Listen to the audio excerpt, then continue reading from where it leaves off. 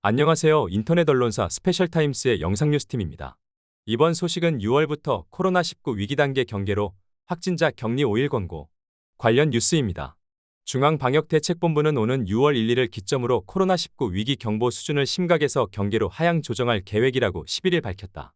이에 따라 확진자 격리는 7일 의무에서 5일 권고로, 의원과 약국의 실내 마스크 착용도 의무에서 권고로 전환하는 등 국민 체감도가 높은 주요 방역 조치를 완화한다.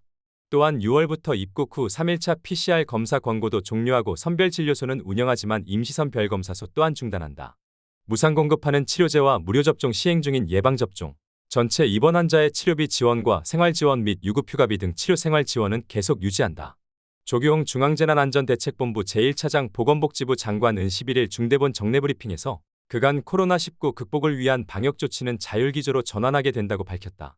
그러면서 수차례의 코로나 재유행에도 불구하고 전 국민의 적극적인 협조로 슬기롭게 코로나 위기를 극복해올 수 있었다고 덧붙였다. 최근 4주간 코로나19 일평균 사망자 수는 7명이며 치명률은 0.06%로 질병 위험도가 크게 하락했다. 또한 높은 면역 수준과 충분한 의료 대응 역량 등을 감안할 때 당분간의 완만한 증가세에도 불구하고 현 대응 체계에서 안정적인 관리가 가능한 수준이다. 국외 상황도 안정되어 미국, 일본, 독일 등 주요 국가가 잇따라 비상사태 해제를 추진했으며 베트남 등 일부 아시아 국가의 유행 확산이 미치는 영향도 제한적일 것으로 판단된다. 이에 세계보건기구는 제15차 코로나19 긴급위원회의 권고를 받아들여 3년 4개월 동안 유지해온 코로나19 국제공중보건위기 상황 PHEIC 해제를 지난 5일 발표했다. 이는 전 세계적인 코로나19의 위험은 여전히 끝나지 않았지만 이제는 국제적 비상사태에서 벗어나 장기적 관리체계로 전환이 가능한 시기가 도래했음을 의미한다.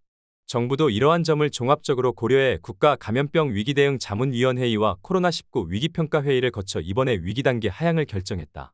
조속한 일상 회복을 위해 확진자에게 부과하던 7일 동안의 격리 의무를 5일 권고로 전환하고 아프면 쉬는 문화 정착을 위해 기관별 자체 지침을 마련하고 시행하도록 지속적으로 독려할 계획이다. 다만 의료기관과 감염 취약시설의 경우 격리 권고 전환에도 이들 취약 집단을 보호하기 위한 격리를 유지할 필요가 있다. 강제 격리는 없어지지만 자발적 동의에 따른 의료기관 등에서의 격리 조치는 유지할 수 있도록 의료계와도 긴밀히 협의해 나갈 계획이다. 실내 마스크 착용의 경우 의원과 약국에서는 전면 권고로 전환한다. 그러나 환자들이 밀집해 있는 병원급 이상 의료기관과 입소형 감염 취약시설은 당분간 착용 의무를 유지한다. 감염 취약시설 종사자에게 주 1회 실시했던 선제검사 의무는 발열 등 증상이 있거나 다수인 접촉 등 필요시 시행하는 것으로 완화하고 대면 면회 때 방역수칙을 지키면서 취식하도록 한다. 이와 함께 입국 후 3일차에 권고하는 PCR 검사는 당초 계획대로 종료한다. 한편 이러한 방역 조치들의 조기 완화는 격리 권고 전환을 위한 곳이 개정 등 행정 절차가 빠르게 완료될 경우 오는 6월 1일 위기단계 경계 하향 이전에 시행하는 것으로 검토할 계획이다. 의료 대응 체계와 치료비 등 정부 지원은 국민 부담 경감과 건강 피해 최소화를 위해 방역 조치 완화에도 불구하고 당초 로드맵의 계획대로 시행할 예정이다.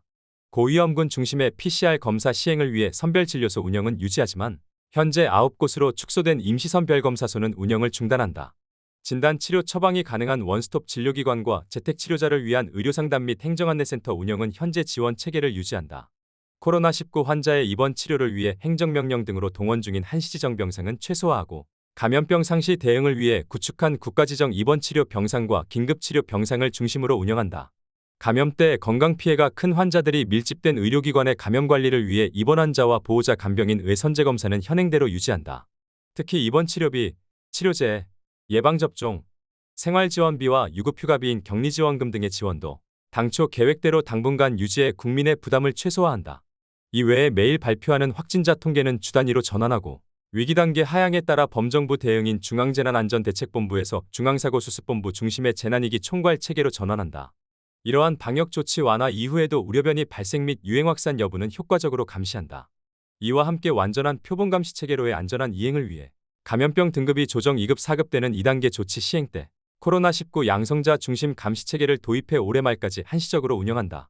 이 감시체계는 코로나19 검사 양성자를 대상으로 임상정보를 수집해 질병 발생 수준과 경향을 파악함은 물론 병원체 정보도 수집 분석해 한층 면밀한 모니터링이 가능하다. 한편 중대본은 이번 방역조치 완화 계획을 발표하면서 일상적 관리로의 신속하고도 안전한 이행을 추진함과 동시에 고위험군 취약집단 보호와 국민의 건강을 최우선으로 고려해 의료 대응 체계와 정부 지원은 유지했다고 강조했다. 또한 유행 전망을 지속적으로 모니터링하고 국내외 방역 상황을 면밀히 살펴 위기 단계 하향과 방역 조치 완화 이후 대규모 재유행이 발생할 경우 국민의 건강을 최우선으로 고려해 선제적인 방역 조치 재강화 등 검토할 예정이다. 지역 및 질병청장은 국가적 위기 상황은 벗어났으나 방역당국을 비롯한 각 부처와 지자체는 끝까지 경계를 늦추지 않고 국민의 건강을 보호하기 위한 책무를 다할 것이라고 강조했다. 이어 스스로와 타인을 보호하기 위해 손 씻기, 환기와 소독, 기침 예절 등 감염 예방을 위한 방역수칙 준수를 생활화해야 한다고 거듭 당부했다. 이상 스페셜타임스의 영상뉴스팀이었습니다.